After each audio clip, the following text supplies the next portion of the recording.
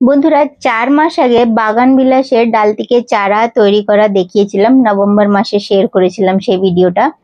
তারপরে হয়েছে কি, ডাল থেকে চারা তো খুব ভালোভাবে তৈরি হয়েই গেছিল, কিন্তু তারপরে শীতকাল এসে গেছিল। আর শীতকাল প্রত্যেকটা পার্মানেন্ট গাছকেই আমি সাইডে রেখে দিই এক জায়গা করে।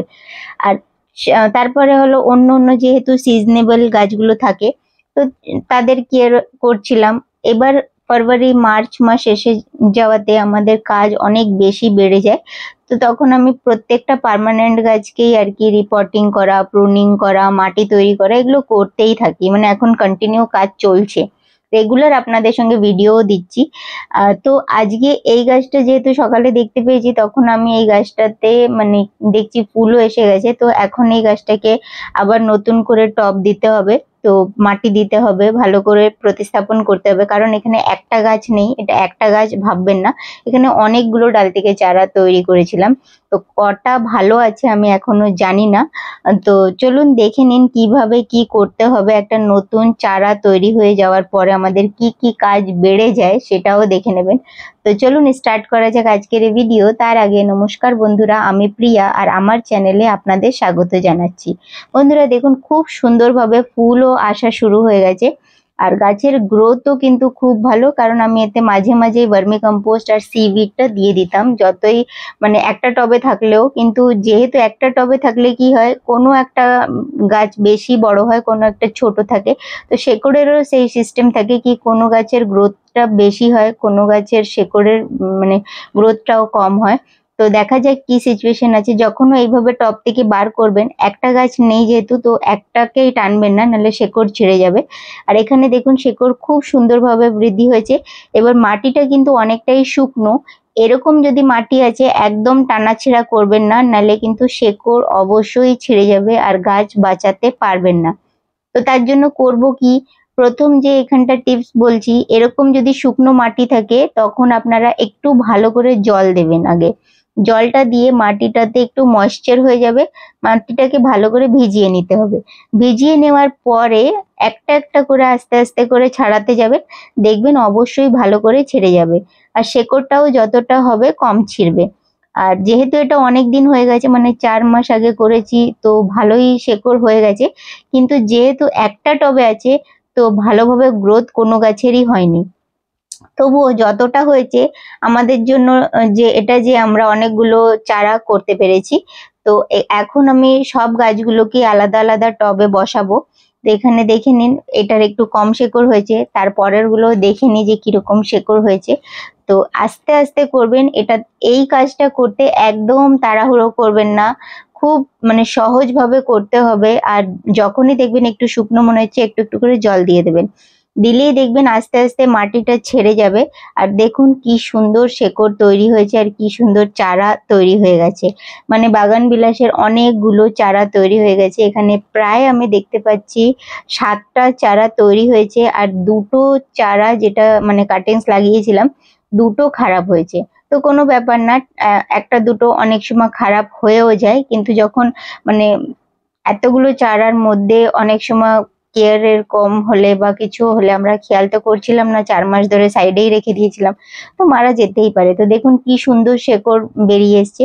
আর এখানে ভালো সুন্দর কিন্তু চারা আমরা পেয়ে গেছি বাগান বিলাসে। এবার অনেকগুলো চারা হয়ে যাওয়ার একটা ভীষণ সুন্দর একটা আনন্দ হয় যে আমাদের পুরো সাকসেস হয়ে গেছে। আর আমরা এখন, আমাদের একটা গাছ ছিল, মানে সেটাও আমরা কিনে এনেছিলাম।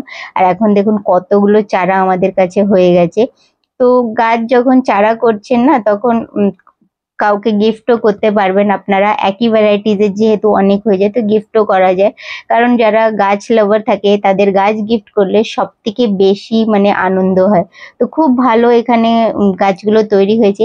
এবার আসবো যে গাছের জন্য কিরকম পটিং মিক্স দিতে হয় একটা নতুন গাছের জন্য। যেহেতু এগুলো নতুন, এখনো আমরা ভালো করে প্রতিস্থাপনও করিনি এই গাছগুলোকে চারা তৈরির পরে। তো এর জন্য প্রথমে মাটি তৈরি করার জন্য আমাদের কি কি জিনিস খেয়াল রাখতে হবে। ভ্যালড্রেন তো দিতেই হবে, আর নিউট্রিশনসও দিতে হবে, কিন্তু নিউট্রিশনস অল্প দিতে হবে। তো 2 ভাগ মাটি নিলাম, 1 ভাগ কোকোপিট আর 1 ভাগ ভার্মি কম্পোস্ট। এই জিনিস দিয়ে আমি তৈরি করছি। যদি আপনাদের ওখানে লাল মাটি বা এঁটেল মাটি এরকম মাটি যদি থাকবে, তাহলে আপনারা বালিও মিশিয়ে দেবেন। ঠিক আছে। এঁটেল মাটি থাকলে অবশ্যই বালি মেশাতে হবে। আমার কোনো রকম এঁটেল মাটি নয়, কারণ আমার আমি কোকোপিট পুরনো ইয়েতেও মেশাচ্ছিলাম মাটিতে।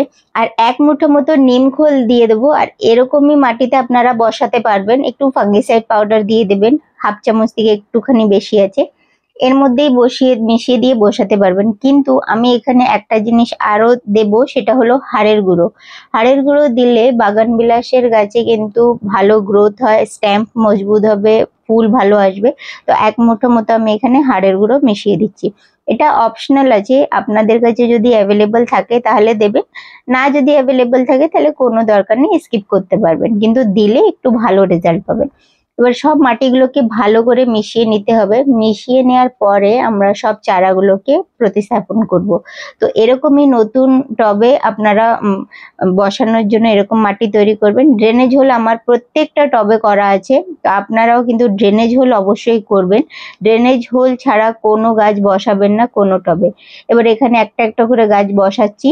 আর যখনও গাছ বসাবেন, এখনো মার্চ মাস চলছে, তো আমি এখনো পর্যন্ত কিন্তু সেমি শেডে কোনো গাছকে রাখিনি। সেটা আমি এপ্রিল মাসের পরে যদি কিছু করব এরকম কাজ, তখন আমি এই জিনিসটা করি যে সেমি শেডে রাখি। কিন্তু আমি অনেক চেষ্টা করছি, কারণ আমার কাছে অনেক গাছ হয়ে গেছে। তো আমি যতটা পারছি আমার গাছগুলোকে এখনই তাড়াতাড়ি পারছি সব গাছগুলোকে এই রিপোর্টিং এর সিস্টেমটা করে নিতে চাইছি, কারণ অনেক বেশি গরমে গাছকে রিপোর্টিং করতে গেলে গাছ সার্ভাইভ করতে পারে না, অনেক সময় মারা যায়, এই যে হাই টেম্পারেচারটা সহ্য করতে পারে না। তো আপনাদেরও যত গাছ আছে একটু বেশি কষ্ট করে সকালে ঘুম থেকে তাড়াতাড়ি উঠে এগুলো করে নিতে হবে, কারণ পরে অনেক বেশি হাই টেম্পারেচার হয়ে যায়। তো এইভাবেই আমি সব গাছগুলোকে বসিয়ে নিচ্ছি। আর দেখুন কত সুন্দর গাছগুলো তৈরি হয়েছে। তো সব গাছগুলোকেই কিন্তু বসিয়ে নিলাম এখানে, আর খুব সুন্দর লাগছে দেখতে, ফুলও এসে গেছে। এবার যে কাজগুলো করতে হবে সেটাও বলে দিচ্ছি এখানে। প্রথমে গাছগুলোকে আমরা এখনো জল দিইনি, ভালো করে জল দিতে হবে। ভালো করে জল দেওয়ার পরে যে কাজটা করতে হবে, প্রত্যেকটা গাছে কিন্তু অনেক বেশি মাল্টিপল ব্রাঞ্চ নেই, ডালপালা খুব কম। তো ডালপালা বেশি বা ঝাঁকড়া গাছ করার জন্য আমাদের করতে হবে কি, ডালগুলোকে কাটতে হবে। একটা ডাল যদি আছে, ডাল থেকে চারা তৈরি করা, তো বেশিরভাগই একটা ডাল থাকবে। তো এরকম যখন দেখবেন ফুল যদি আসছে, তাও কিন্তু গাছটাকে একটু কেটে দেবেন। কেটে দিলে কি হবে, নতুন নতুন ডালগুলো বেরোবে, আর তাতেই কিন্তু আমাদের গাছটা ঝাঁকড়া হবে। এটা কিন্তু খুব ছোট্ট একটা টিপস, কিন্তু খুবই ইউজফুল আপনাদের জন্য, গাছটাকে খুব ঝাঁকড়া আর খুব সুন্দর তৈরি করার জন্য। তো ব্যাস এটাই ছিল আজকের ভিডিও। যদি ভিডিওটা আপনাদের ভালো লেগে থাকে তাহলে আপনারা লাইক আর শেয়ার করা একদম ভুলবেন না। আর যদি আপনারা আমার চ্যানেলে নতুন ভিজিট করছেন তাহলে চ্যানেলটাকে সাবস্ক্রাইব করে বেল আইকনটাকেও টিপে দিন, তাহলে আপনারা আমার এই ধরনের ভিডিও সবার আগে দেখতে পাবেন। ভিডিওটা দেখার জন্য ধন্যবাদ।